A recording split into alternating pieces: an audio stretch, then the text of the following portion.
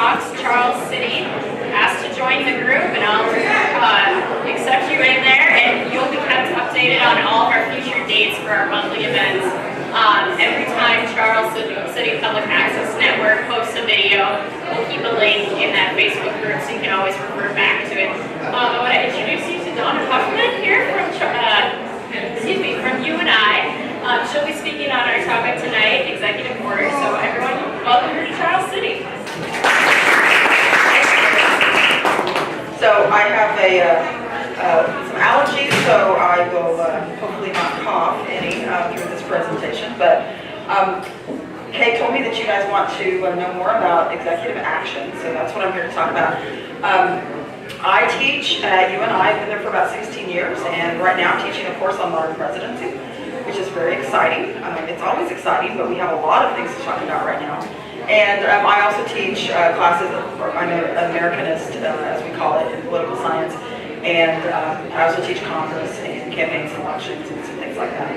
So, we're going to talk today about executive actions, and I will kind of keep this short. We'll look at some things. I have a lot of links in here. I won't necessarily go to all of them, but if you have questions, you want to see particular things that I'm talking about, I'm happy to go into those, and I'm happy to go wherever you want to go in terms of the discussion as well. So, one of the things to understand about executive actions, and typically we oftentimes refer to these as executive orders, but it's actually a bunch of things. But we often talk about these as unilateral. So it's important to understand what unilateral is, in that the president can do these and they're done. But that doesn't mean that there aren't checks on those things. So we'll look at some of those.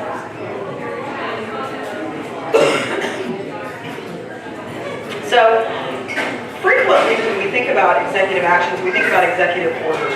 And these are orders that a president will issue. And if you think about the president and his job as being chief executive, these are things that the president will issue. They're orders or directives to other people within the executive branch.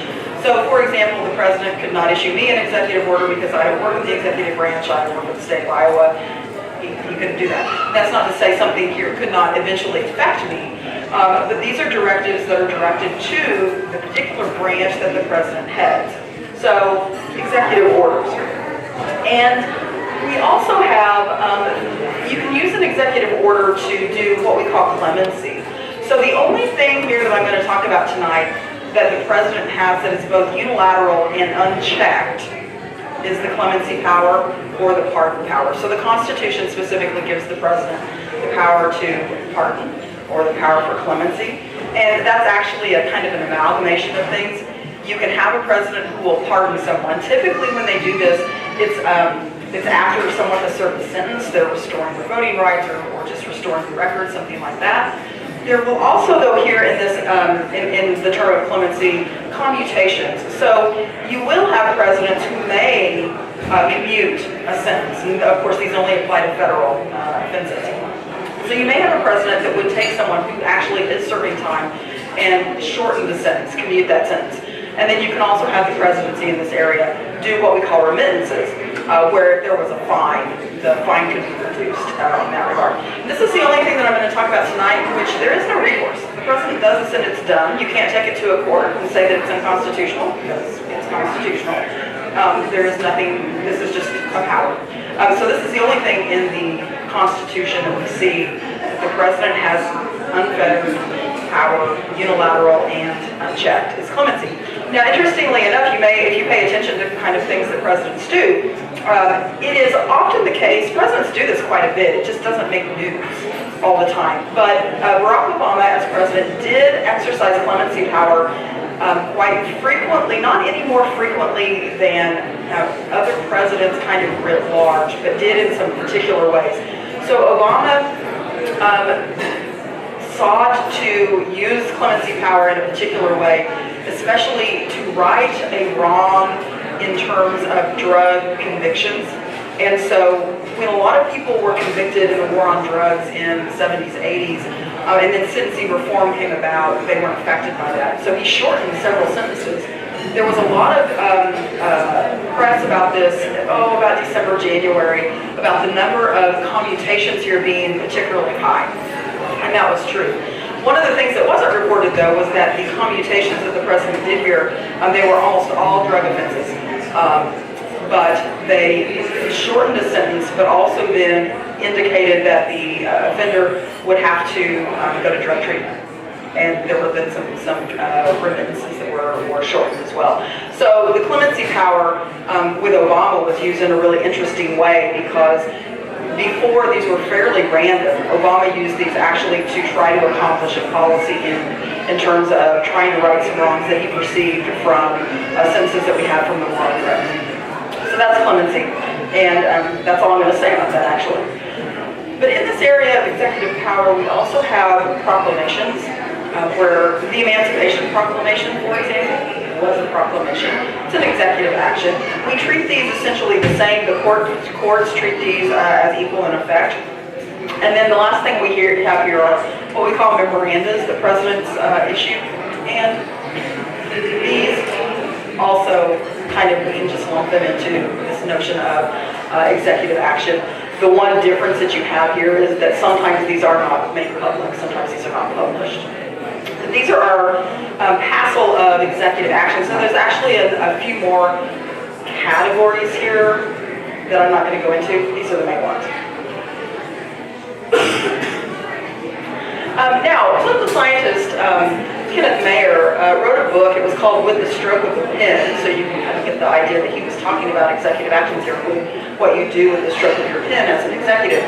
He looked at these various things, and he determined that there were three kinds, or three levels of these.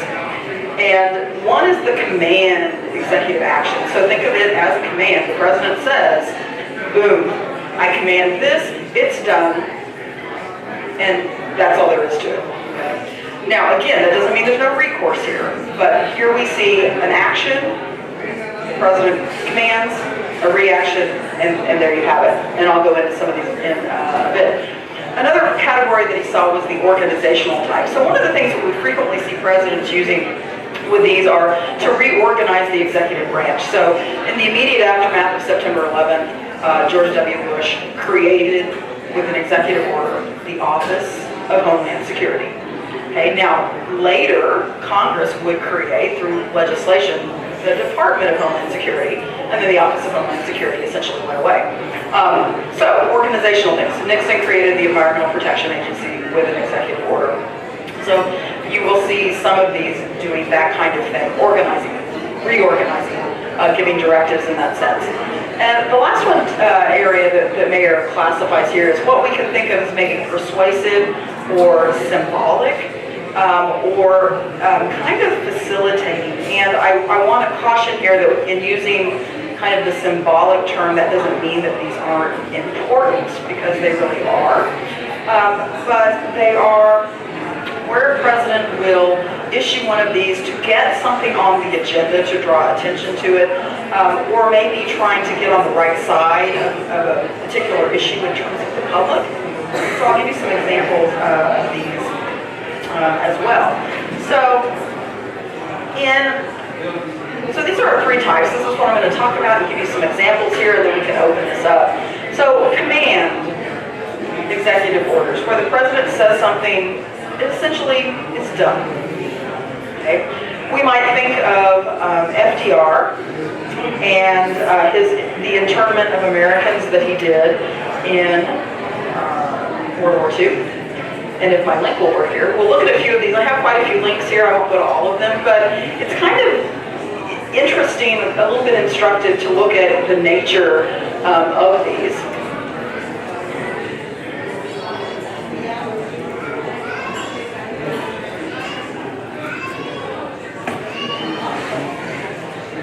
So you will see here that this is, and this is a good site if you're interested in presidential stuff, documents, speeches, press releases, whatever. This is the American Presidency Project. It's run out of the University of California, Santa Barbara. And they catalog all of this, and they do it relatively quickly. So this is Executive Order 9066, authorizing the Secretary of War to prescribe military areas. This is the first of 2 executive orders which allows for the internment of particularly Japanese Americans. But if you read this, actually it doesn't refer to any nationality at all. It simply says that I'm going to authorize the Secretary of War and the military commanders to have these military areas, and for national security's sake, various things can be done. And so this executive order is actually quite short, and you'll see that typically these executive orders will put in a whereas clause. Here's the reason why I'm going to do this.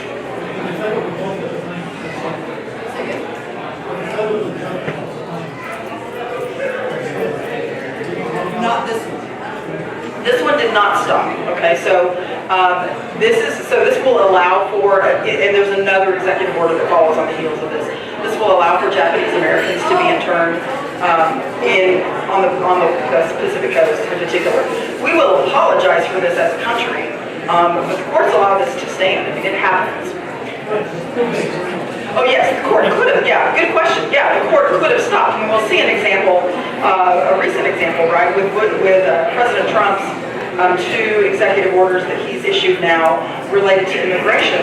Those are stopped, right? So the courts could have intervened here, could have stopped it, they didn't. And this is one of the things about the unilateral power here, is that there are checks on it. But in a time of national emergency or crisis, oftentimes the courts will hold back. Many of the things that Abraham Lincoln did in the course of the Civil War were technically unconstitutional.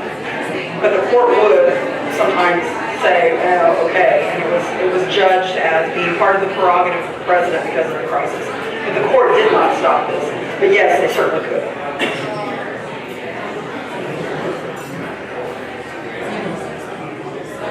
So that's one example of a command. It's command, it's done.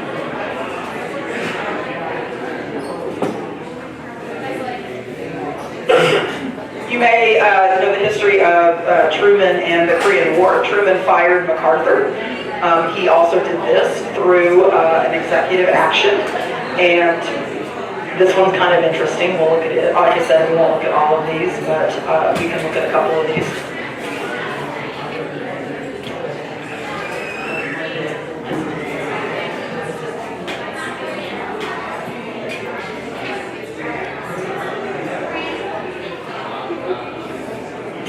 So you will see here that the president issues, now this is a statement, so this is one of those other categories, but it's still an executive action in which he is saying that I am relieving MacArthur of his command. And it specifically is an order to General MacArthur. You see there, I deeply regret this. You will turn over effective immediately to Lieutenant General Matthew Ridgway, and then he makes a public statement after this. So this is another example of command power.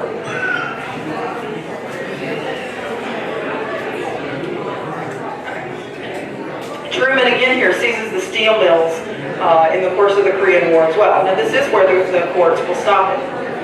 Truman thinks that he has the power to seize the steel mills. Steel workers were threatening to strike, and that was going to hamper the war effort, so he thought that he could seize the steel mills, keep them in production, and the court actually said no on this one. So it is, again, a unilateral power, but where we can see potentially the courts check that. And so with the steel mills, that's a famous case where the court stepped in and said, no, actually, you have exceeded your executive power here, and so you cannot do that. Another one here, Eisenhower will federalize the National Guard in the civil rights movement in terms of enforcing Brown versus Board of Education. So in 1957, he will federalize the Arkansas National Guard to integrate Little Rock Central High School. And that's an example of a command here. Now, organizational executive actions, again, where presidents reorganize things. And this may sound like, well, this isn't really that big a deal. These can be really pretty significant. So, for example, we have Franklin Roosevelt in 1939, creating what is called the Executive Office of the President. Now, the course that I'm teaching right now at UNI is called Modern Presidency, and we date the modern presidency from FDR forward because a lot of the things that happened in FDR's term fundamentally restructure the American presidency. And this is one of the key aspects of how that happens. And so presidents up to this time, up to 1939, actually did not have all that much what we might think of as help in the executive branch, people to give them advice and that kind of thing. As FDR is trying to combat the Great Depression, adding a lot of federal agencies, there is an argument that is made that the president needs help. And so he gets help from a congressional act, and from that congressional act, the Reorganization Act, he then uses that to use his executive power. He uses an executive order to create what we call the Executive Office of the President. These are now, today, this is the key people in the White House. So all the president's closest advisors, the people who work in the West Wing, the people who work in the old Executive Office building or the Eisenhower Executive Office building next to the White House, the big ornate building if you've ever been there. These are people in what we think of as the Executive Office of the President. These are people that are different, still in the bureaucracy, but different from, say, the Secretary of State, the Secretary of War, the Secretary of the Treasury. They're also in the bureaucracy, but they're in the administrative side. So FDR creates this tool, which is really key in how today we think of the modern presidency. So to help him manage the people who are implementing policy, he creates this office. So today we have here things like the Council of Economic Advisors, the Office of National Drug Control Policy, various entities here, the National Security Council is here that work for the president, and really pretty much the president alone. The people who work in, say, the Department of Defense, Department of State, etc., work for the president, but they also then have to manage their department, and they have to implement policy. These are the president's key advisors, and they're primarily concerned with giving policy advice. And this is where the president becomes very involved in terms of creating policy himself. Not just implementing it, not just executing it. So this is significant in terms of the organizational capacity of the president. We have Reagan in 1981 issuing an executive order that requires what we call cost-benefit analysis. And this is very significant. This centralizes a lot of power in the presidency. So Reagan was very anti-regulation.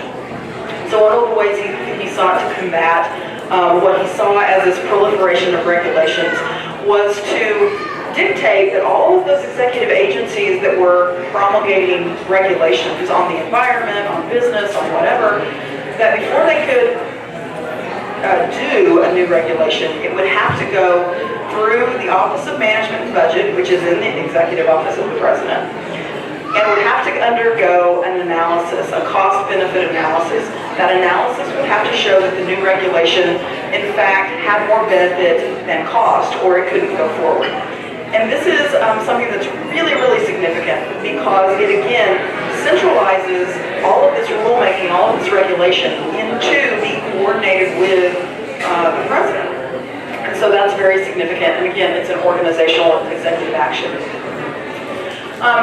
Another one, which is more recent, is President George W. Bush and his creation of the Office of Faith-Based Initiatives. So one of the things that George W. Bush ran on in the run-up to the 2000 election was compassionate conservatism. So compassionate conservatism was going to be conservative, but with a friendly face. And so this was something that he talked about. Now, what he really wants to accomplish here is to allow faith-based nonprofits, faith-based charities to be able to compete for federal money on an equal basis, even if those entities discriminated based on religious aspects that they believed in their hiring practices, for example, to be able to allow those entities to compete for federal grants. Bush wanted to do this. He wanted Congress to do a lot of things here. Now, Congress, during the period of time that Bush is trying to do this, is essentially controlled by the Republican Party. He's not able to get Congress to do very much here. And so one of the things that he does is he tries to accomplish many of the policy ends that Congress won't do through an executive order. And so he essentially is able to do many of the accomplishments that he wants to do in terms of policy on faith-based initiatives without Congress and with executive orders. And so it was an organizational aspect. Now again, this is what we see with presidential use of executive orders today, is that increasingly as Congress becomes gridlocked, and Congress is gridlocked, presidents still are held accountable for their accomplishments. And when we think of presidents, we think of the Reagan tax cut of 1981. Reagan didn't do that, he had to have Congress do that. But we still think of that being a presidential accomplishment, but that's not to say Reagan had nothing to do with it, but it is separation of powers. And so presidents know that they're held accountable to the public for the things that they accomplish.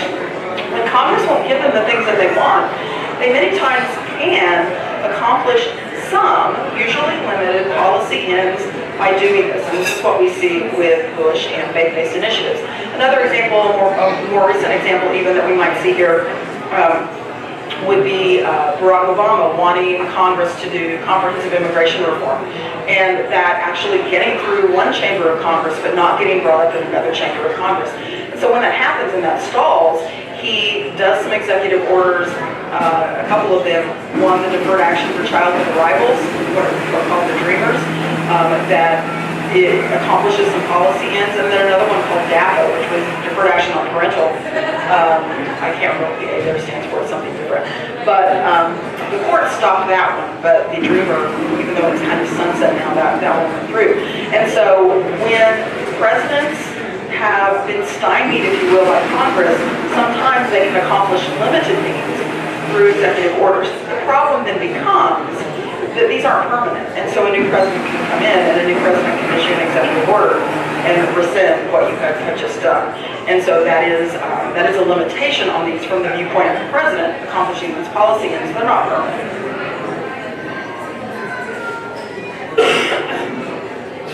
Now, to the category of persuasive symbolic executive actions, and again, I don't want to indicate here that these aren't significant and that they're symbolic, because they can be also essentially substantive as well. But we might take the example of civil rights here to look at kind of how executive orders sometimes can do this. So if you study the history of civil rights in this country, or if you know about Congress in particular in the 20th century, public opinion on civil rights was moving in certain quarters of the country, but Congress was not reflecting that. And in part, that was because we had entrenched Southern Democratic members of Congress who had key committee chairmanships, especially in the Senate, that stopped civil rights legislation from going anywhere. And the Democratic coalition coming out of the FDR era, the Democrats dominated that, but it was an interesting mix of Southern Democrats who were very conservative and Northern Democrats who were actually very liberal.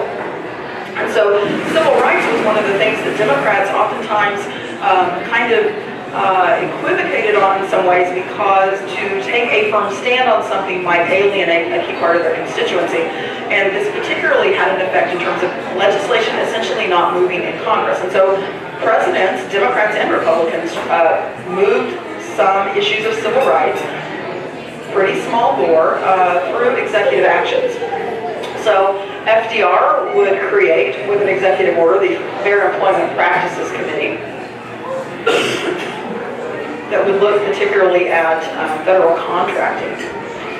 Truman, famously, with an executive order, would desegregate the military with an executive order. He would also have a Fair Employment Board as well. Eisenhower, I mentioned before, federalizing the National Guard. I mentioned that as part of the command power. That also plays a role here in terms of kind of moving this issue of civil rights through time. JFK would create the EEOC, the Equal Employment Opportunity Committee, and also look at fair housing as well. And these things would be significant in leading to congressional action eventually. There was a congressionally passed Civil Rights Act in 1957, but it actually didn't have a lot of teeth to it. The significant civil rights legislation here that does go through Congress successfully is, of course, the Civil Rights Act of 1964, following on the heels of that, the Voting Rights Act of 1965. So here we see where you have, again, when I talk about this kind of in the theoretical sense, the president trying to get on the right side of an issue, the president trying to put things on the agenda, and with civil rights, it's a good example of how you see chipping away at a particular issue until public opinion moves, until congressional opinion moves in such a way that there actually can be congressional action on that. So these are our three types, and the three kinds of things that we see here. Now, let's look more particularly at, we'll look at Obama, we'll look at Trump here, and then I'll wrap it up, and you guys can ask me all kinds of questions if you would like. So, executive power has existed for a long time. Have we seen some movements here? We have. It didn't start with Trump. It didn't even start with Obama. But we can look at some things that Obama did. And again, here I'm going to give you some examples of where it indicates the conditional power here that presidents have. Because we might think, oh, executive power, this is, these are some significant things that have been accomplished. Oftentimes there is a lot made of an executive order. When you actually go and look at it, or you actually go read it, you will see that it's really quite conditional. And I'll give you some examples of that. So after the Newtown shooting in Connecticut, the elementary school, Obama did a whole series of executive orders throughout his presidency related to guns. But in particular, about a month after the Newtown shooting, which was in December, in January of 2013, Obama did about a series of executive orders, three in particular. One related to health research. So this is one we can go look at real quickly.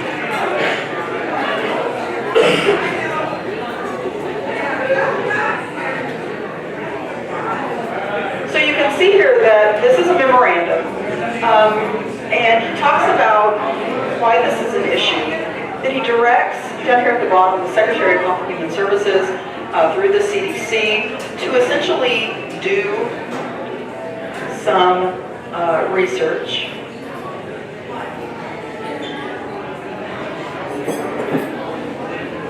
to conduct or sponsor research into the causes of gun violence and the ways to prevent it. Okay? Now, that's important, but that's also quite limited. You're saying, to get at this issue, I want you guys to go do some research.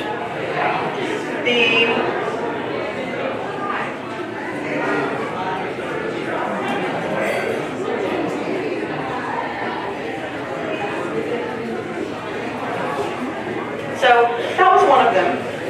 One of the other executive orders in the same time improved the background check system, improved the information going into the background check system. And the final one allowed for the tracing of firearms in criminal investigations. And so if you looked at the media during this period of time, certain quarters of the media were saying, here are all Obama's executive actions on gun control. Okay, but when you actually look at the substance of the executive orders, these are quite limited in terms of their scope, because that's the nature of what a president can do here in this particular area. One other area we can look at that kind of, again, points to the conditional nature of the power here. Obama, as he campaigned for president, said, I will close Guantanamo Bay prison. I will do it the second day of his presidency. He issues Executive Order 13492, which seeks to do this. It indicates that Guantanamo should be closed no later than 1 year from the date of that executive order. This was 2 days into his presidency. It's obviously a way for him to say, I'm working on the things I told you I would. On this particular executive order, however, 4 months later, Congress would deny funding that was needed to shut Guantanamo Bay down, and they would also prohibit Guantanamo Bay detainees from being placed on American soil. And so to this day, Guantanamo Bay still has a few detainees. Many of them have been moved out, never to the United States, always to other countries, because those are the conditions that Congress put on this particular notion that Obama had. And so again, you see here the president trying to do something, in this particular example, Congress saying, yeah, no, but if you want to do that, you don't get any money for it because Congress holds the purse strings. And you also can't bring those prisoners to American soil. And so, again, these are powers, but they are conditional. And that's important to remember when we think about the amassing of power in the executive branch, which is also true. Yes, exactly. At the time that happened, the first 2 years of Obama's term was a Democratic Congress. And it was the Democratic Congress that, in the first authorization, in terms of appropriations, denied that, and then subsequent Congresses that were then Republican controlled did the same thing. Yeah. So we can look at President Trump. We aren't yet 100 days into his term. I think the 29th of April is when we hit 100 days. But Trump has had some significant executive orders. This is not unusual. Because again, this is a way to signal to your supporters when you first get into office that you're doing something, because Congress moves slow. You issue executive orders, all presidents essentially do this to varying degrees of success. But we can look at a couple of these for Trump. So the very first one that Trump issues when he comes into office is the Patient Protection and Affordable Care Act. It's having to do with that. And this was a big initiative that, big thing that Trump campaigned on was, if you elect me, we will repeal and replace Obamacare. So the Patient Protection and Affordable Care Act is Obamacare. But what I want you to understand about this is to look at it. So the formal title of this is Minimizing the Economic Burden of the Patient Protection and Affordable Care Act Pending Repeal.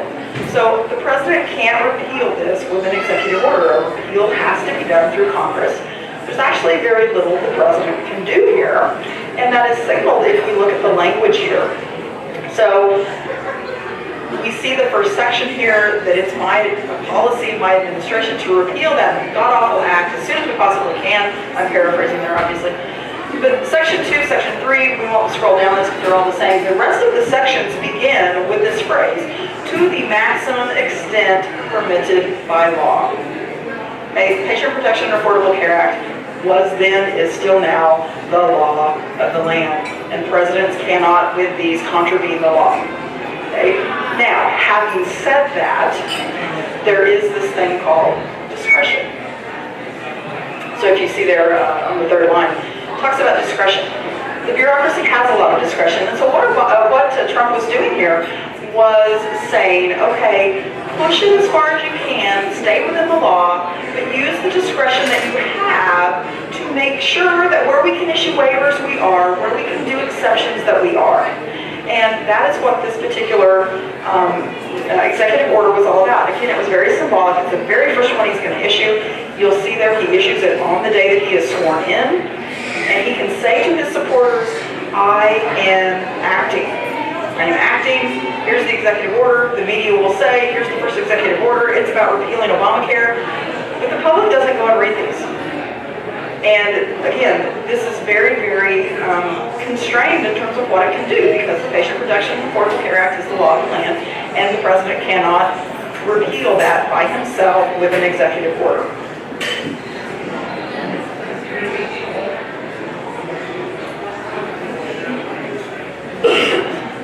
So, just the most recent executive order, it doesn't have a number yet. I counted it up. I think it should be 13788 if I haven't missed one. But they don't always number them immediately on that site that I was at. But this is the one that he signed on Tuesday in Wisconsin. He doesn't travel out of the DC, Florida corridor much, but he did go to Wisconsin the other day. Go to a manufacturing area, I think it was Snap-on Tools, and sign the Buy American, Hire American executive order. Now, I won't go to this particular one, but the title here is suggestive, right? This also was something that he said, that he campaigned on. Like me, we will buy American, we will hire American. And if you go look at this particular executive order, again, it doesn't have a lot to do with, there's a little bit there in terms of buying American. There are already regulations in terms of federal contractors buying American. There's a lot of waivers to those, but there's already various aspects to that. This in particular is aimed at the steel industry. And there's not a lot there actually in terms of buy American. Hire American though, what this executive order essentially does is target or look at what are called H-1B visas. And H-1B visas are visas that are for skilled foreign workers. So a lot of tech companies will want to hire H-1B visa workers. And there's a limit on those. A lot of people agree that the H-1B visa process needs to be reformed. And Trump has suggested that for this particular act that there's particular ways he wants to reform that. But again, it's limited. And so the title of this act doesn't get to the conditional nature of this executive order. It's just buy American, hire American, because that's what I told you I would do and now I'm going to do it. Okay, so again, the symbolic nature of this doesn't actually reflect what's in that particular executive order.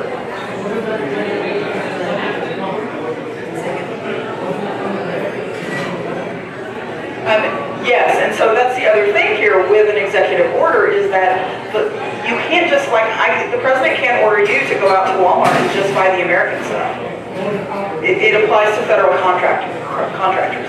Now, federal contractors are significant. The amount of money the federal government spends in terms of contracting here is large. But yeah, it's limited in terms of the effect that it potentially could have.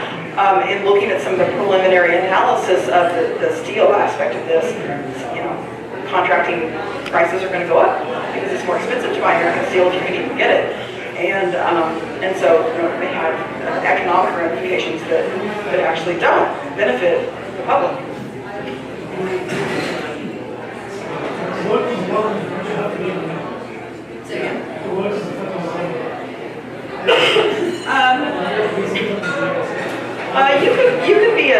You could have a green card and work in the government. Right. No, the federal government will hire H-1B. Yeah, these are for private entities. But again, to be a private company and to have to be able to bring these particular people in who are skilled workers for a certain job, you have to show cause. You have to show that you can't hire, that there's no Americans to hire, and that's what this is getting at. You already have to do that, but there's kind of a lottery system on the H-1B visas right now. So the last area with President Trump that I'll talk about are the two immigration executive orders. These are the two numbers that were issued. The first one was issued. If you look at it, if you go and pull, say, a sample of executive orders and you look at the rhetoric and the language of them, and you pull that first one, 13769, it is very unique. It is very different. It was not done with a lot of care. It was not done with the proper vetting. I mean, these are not just things the president sits down and writes. There's various legal offices in various agencies that these are supposed to be vetted through. That first one was not, and that is one of the reasons why it didn't go anywhere. The court stopped it. Now, let's be clear that the president has a lot of power here in relationship to immigration. And he could have gotten the ends he wanted accomplished through an executive order had it been done carefully. And this one was not.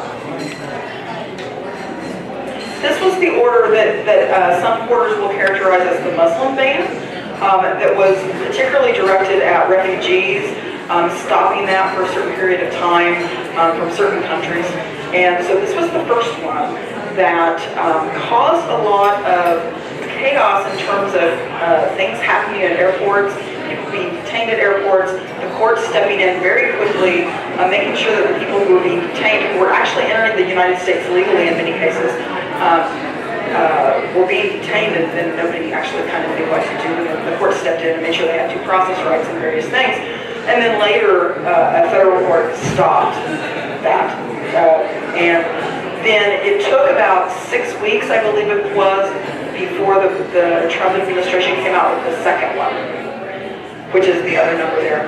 And this one sought to fix some of the problems with the first one, which again, if they take a little bit of time, vetted it, we wouldn't have had to have this. But this one also got stopped by a couple of federal judges and is still pending. So here we see issue an executive order. It's unilateral. You issue it, but it's not unchecked because we see the courts have stepped in and stopped this, and that's where it stands right now. This is an interesting political cartoon that was done at the time. This is done, even though you may not be able to tell it, this was done based on these two immigration orders. So you see Lady Liberty there. This was directed at some refugees. Of course, famously, Lady Liberty has "Give me your tired, you're poor, you're hungry," etc. And you see Justice. Justice is frequently represented as a blind female.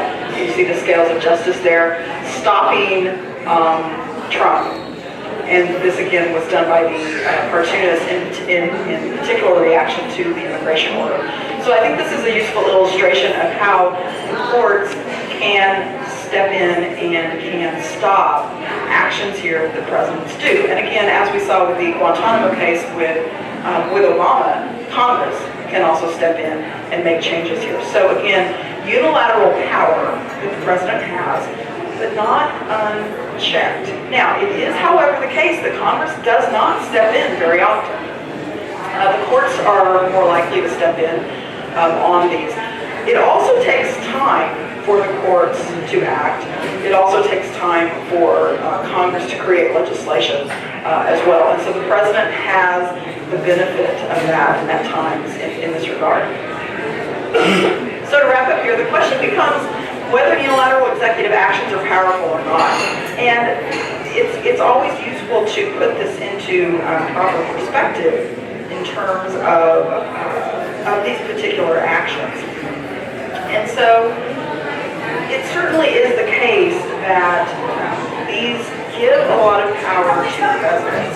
And the media oftentimes will report on these as, when they happen, the president taking action on Obamacare, the president closing Guantanamo Bay. But that's not exactly how it works. The press doesn't necessarily serve us very well in that regard, but at the same time, the public doesn't go and read executive orders. They don't pay attention a lot of times to these kinds of things.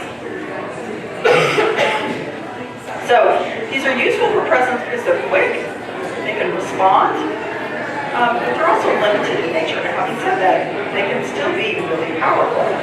So with that, I'm going to stop and do a cough drop, and you can think of questions that you want to ask me.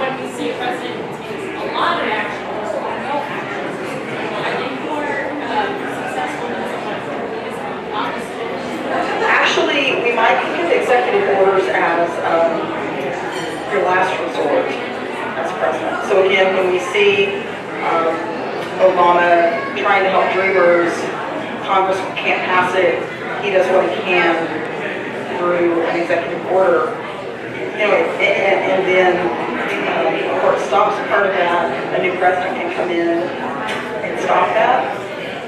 It actually kind of signals that you're less powerful in some ways. And I do have a quote here, but I didn't pop up yet. But a political scientist, Graham Dobbs, who also studies this issue, did say this: if Congress isn't willing, and if the courts aren't willing to counter executive excess, then it's up to the American people to remind American politicians that democracy cannot long endure an overly energetic executive. And so this kind of gets to your point here, is this a powerful thing or is this not a powerful thing? And in actuality, it may signal lack of power on the part of the president to get something through Congress that would be permanent. But at the same time, you can do a whole lot. Now, it is the case, we remember Truman for desegregating the military. He did that through an executive order. So it is part of the hassle of the policy that gets made, in a presidential term, and it gets put into that. It is often not the case, 10, 15, 20 years down the road, that we remember, oh yeah, that wasn't done through Congress, that was delaying executive work. And so presidents know that they're going to be held accountable for the policy accomplishments. You can make policy if you're president with an executive order. You can make policy by getting something through Congress. The courts make policy all the time. This is where people will rail against unelected judges legislating from the bench. Yeah, no, they make policy. That's what courts do. That's what courts have always done. It's just the American public doesn't get the policy is a lot of things. So this is a policy tool that presidents have. It is limited, but at the same time, its reach can be quite far if, in particular, the other branches, Congress and the courts in particular, aren't willing to check that. And that's why there's this conditional nature. So it's unilateral that has to be put in context. You have those checks on it, but sometimes the other branches are not willing to check the president. As we saw with the internment cases, the courts didn't step in and stop that. We, apologize for that later. In a time of emergency in particular, the political branches, Congress and the courts, may be unwilling to question the president in a time of national emergency, but then sometimes later on we go back and go, that wasn't particularly a great idea. And then again, the last recourse here is the public understanding the nature of presidential power. Unfortunately, I don't have a lot of faith in the public because they are famously uneducated when it comes to policy matters. They don't pay attention here. And that's not to say they can't sometimes wake up and have significant impact, but by and large, there's a famous Jimmy Kimmel back several years ago went out on the street, as he sometimes does, and asked people, what do you think is better? Do you like the Affordable Care Act, or do you think Obamacare is better? And he goes and he interviews these people, and he gets these people to go on record and say, you know what? Affordable Care Act name says it all. That's the best one. And then he gets people to say, no, it's Obamacare. Obamacare is what we need. And then he, it's the same thing. It's just two different names for the very same thing. And these people did not recognize that. And Obamacare is arguably something that pretty directly impacts a lot of people's lives. I mean, there's a lot of policy that doesn't directly impact you. But this is something that did impact a lot of people, but they were famously uneducated on it, and reflexively would react to, well, it's got Obama's name in it, and I hate Obama, so yeah, that's terrible. The Affordable Care Act like that, that's what they should do. That's what the American public does, and that's really quite frightening that that's kind of our last recourse, coming from somebody who studies this. The American public doesn't sit up and pay attention like they should, and democracy requires them to do that. And if they don't do that, then that's really kind of problematic in terms of power getting out of balance. And so the Constitution, the Constitution isn't self-executing, and the balance of power that you have, we have over time seen a lot of that shift to the executive, especially in terms of foreign policy, and in part that's because the president is one person and the media focuses on the president. But actually Congress is in Article 1 of the Constitution, but because it's 535 people, we don't focus on any one person. There's no one leader in Congress. There is the one president that we all elect, so we all kind of care about.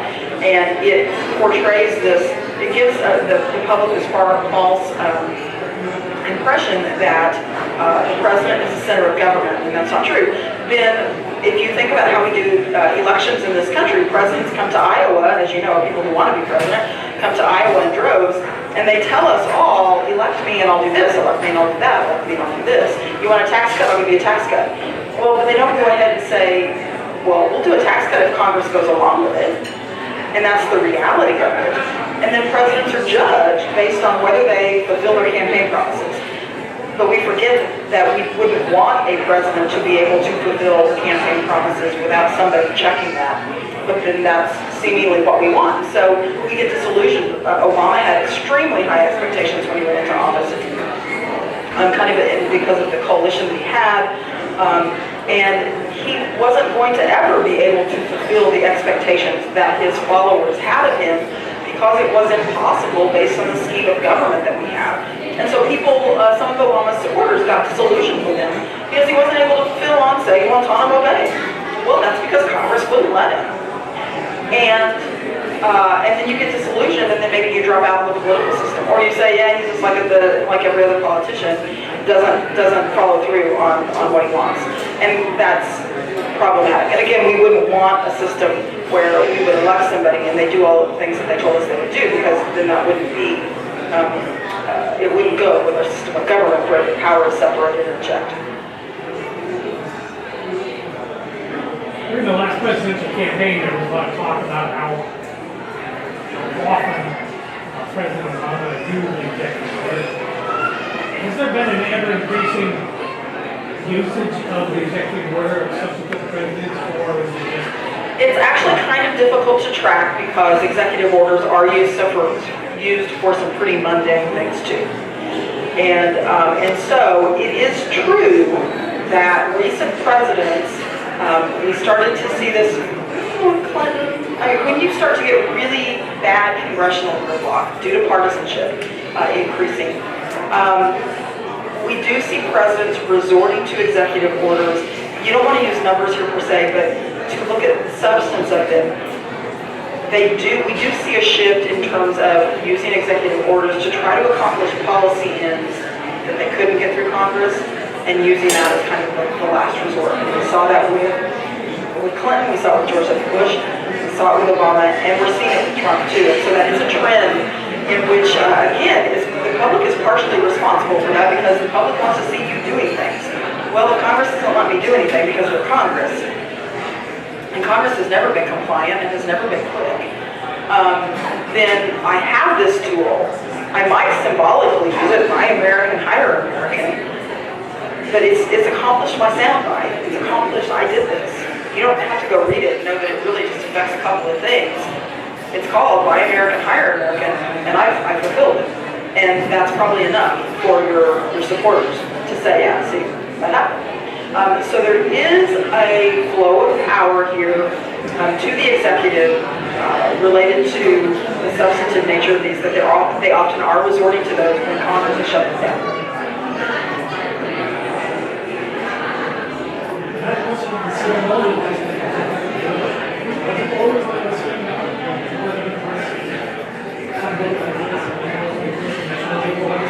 No. Yeah, well, it's kind of new. So it didn't start with Trump, however. The question was, is it new that Trump will sign these executive orders, hold them up, show everybody, have a media event? That is kind of new, but it didn't start with Trump. We saw that. So to go back to the example of Bush and the faith-based initiatives, when he signed that, he actually held a signing ceremony. So we frequently in history have seen presidents hold signing ceremonies when they sign bills, and they'll give pins to various people. They don't always do that. Sometimes they sign things privately and they don't want a lot of attention to it. But that's a long-standing thing, signing the bills, having a sign, what we call a signing ceremony. The ceremonies for signing executive orders are actually pretty recent. But we did, and one of the significant things that we saw, Bush had that for the faith-based initiatives, because it was a big initiative they had. Trump is doing that a lot more. And again, so we've seen a lot of photo ops where he has signed it, showed it, had various people in, and that is scaling it up, I guess is probably the best way to put it, in that he's not the first president to have a ceremony for signing an executive order, but it is being ratcheted up.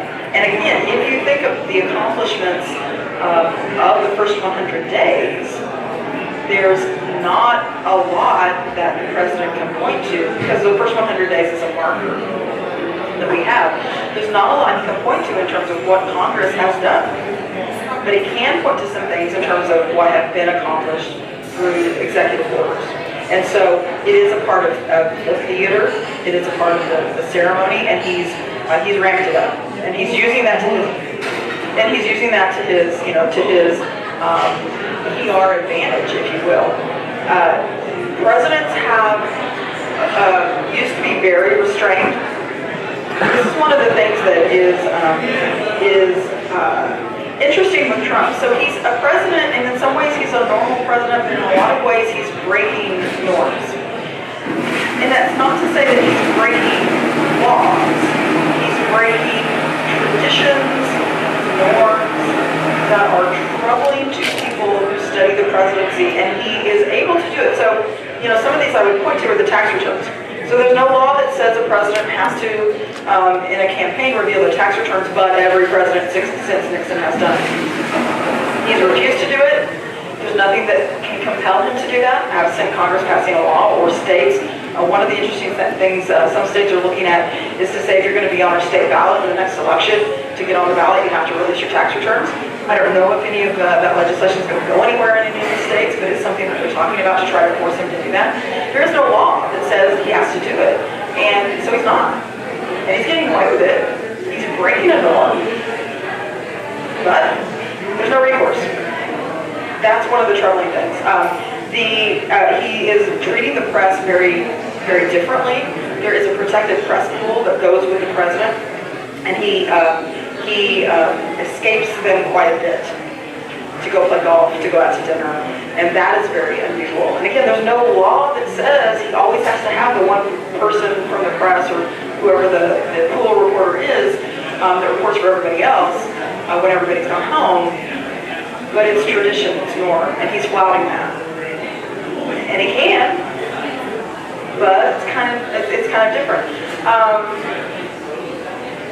The other day, it was the Washington Post reported that various agencies in the executive branch have been instructed not to give information to the minority members of Congress, the Democrats. That's weird. Again, it's just standard that this happens, but when it doesn't happen, then what do you do? Because there's no law that says this has to happen, and he's pushing the envelope in that regard. Transparency, visitor logs has made the news recently, so releasing to the public who is visiting the White House, who you're talking to, who you're having meetings with, has traditionally been something that's been fairly transparent. Yeah, no, we're not going to do that. And there's nothing that says you have to. It's just tradition. It's the norm. But we're not going to do that. The conflict of interest. And so there are conflict of interest laws that apply to various people within the administration, but not to people always in the EOP. And so Jared Kushner and Ivanka Trump are both working in the EOP, not in what we think of as the administrative presidency. And so those laws don't apply. So Bobby Kennedy famously was John F. Kennedy's Attorney General. After that, Congress passed a law that prevented that kind of nepotism, but that law has not been interpreted to apply to the executive office of the president.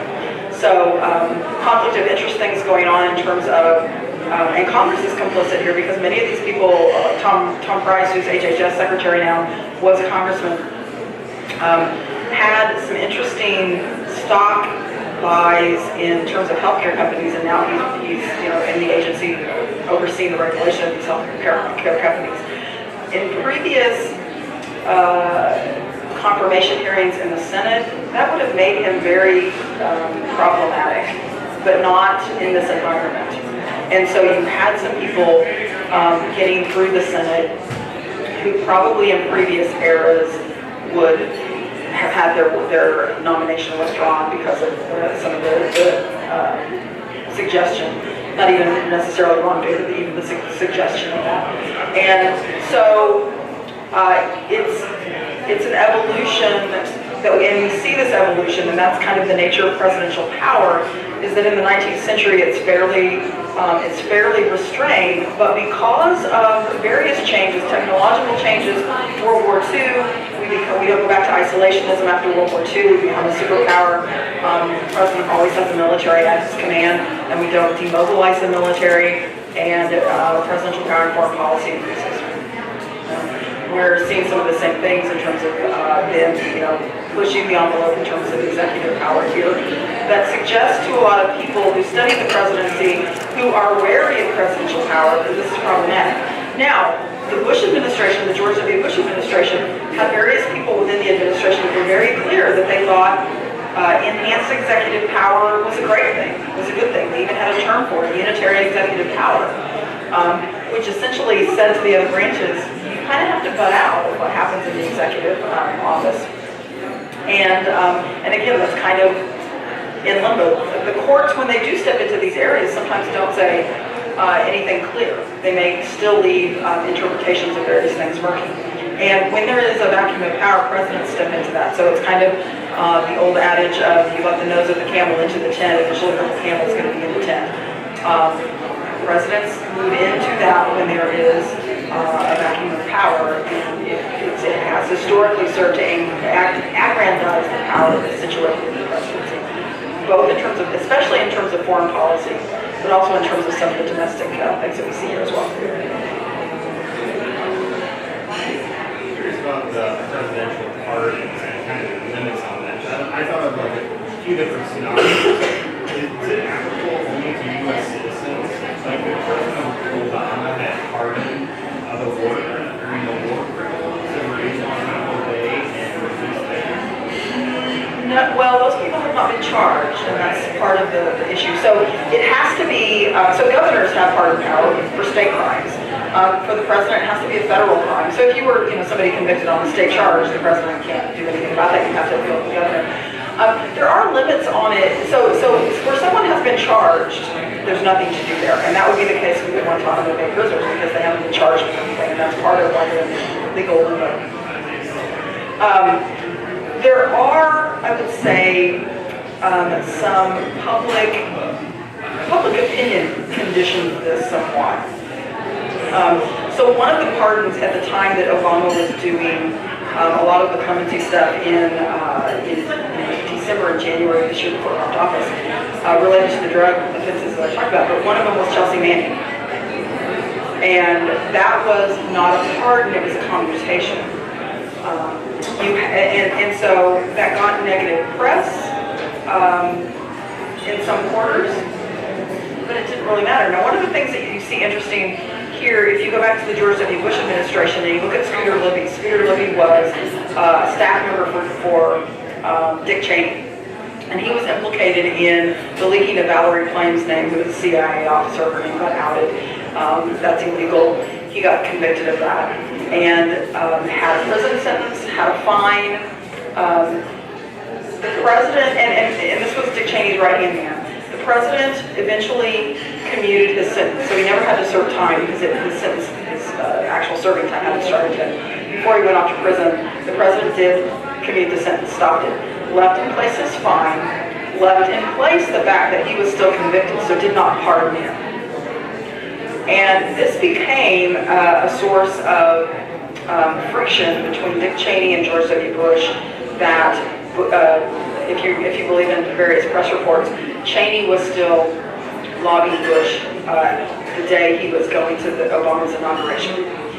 And because Cheney wanted him pardoned. And George W. Bush would not do it. Now, he stopped the prison sentence, but he wouldn't stop the fine and he wouldn't give him a pardon. And so sometimes public, because Bush just didn't think it was right, in the sense that the wrongdoing had been done, in his view, and so he didn't pardon him in that sense. And so public pressure sometimes will condition this, and presidents won't do various things. But it's important to know here, there's a whole entire office in the executive office of the president that, you just don't get a commutation or a pardon. You have to apply. An office vets it. They vet it very carefully. And it even stepped up that vetting. When Clinton was on his way out, he pardoned Mark Rich. He was a fugitive from justice. He was in Great Britain, but he was his wife had been a big campaign member, and that got a ton of negative press. And in hindsight, it was something even the Clinton administration said, yeah, we probably should have done that. But it did prompt some of the tightening up of some of the procedures that they do based on these. So public pressure can affect it. So at the time that Obama pardoned Chelsea Manning, there were people who were advocating that he also pardon Edward Snowden. And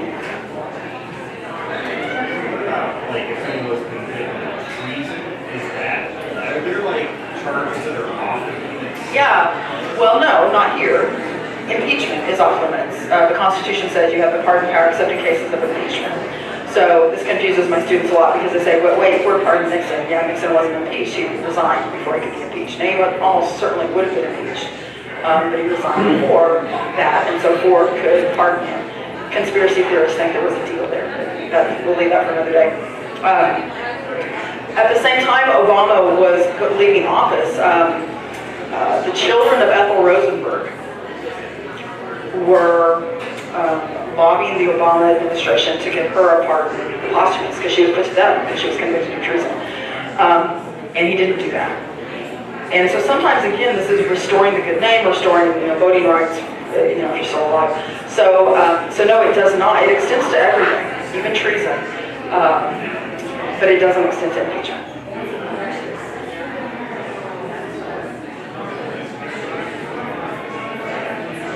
Any other questions? Thank you all. It's been fun. All right, well, thank you so much for joining us tonight. Really appreciate it. Again, I forgot to mention the index cards at the start of our evening here, so if you were taking notes, good on you. Congratulations, you used them for what they were for there. If you have any suggestions or comments for future talks, we are hoping to do Cedar Talks once a month. Feel free to write them down on the index cards, leave them up here. I'll collect them when everyone leaves. Take a look at them, and hopefully tonight's topic was suggested by someone from our last event, so I do look at them, I do pay attention. But again, thank you all for coming. Follow Cedar Talks Charles City on Facebook. Look for our announcements in the newspaper in the Charles City Press. And have a great evening.